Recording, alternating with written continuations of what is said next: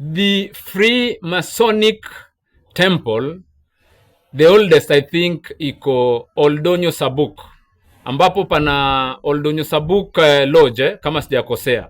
Hiyo iko na over 100 years. But sasa kuna hii hall yao iko next na Serena hapo. Ilijengwa around 1935.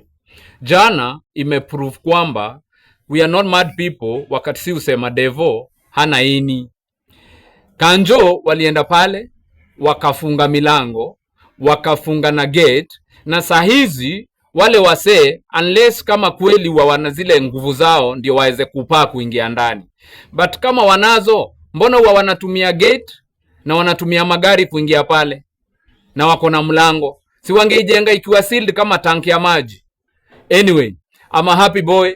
Leo tumeproviwa kitu ambacho tumeishi tukiogopa tangu tukiwa watoi. Eti unapita karibu nao, kuna nguvu fulani wanaemete ambazo zinanyonya energy yako. Bure kabisa. Mbona hawakunyonya Kanjo? Walipe 19 million. Pia kusota tumejua wamesota sana. 19 million. Freemason.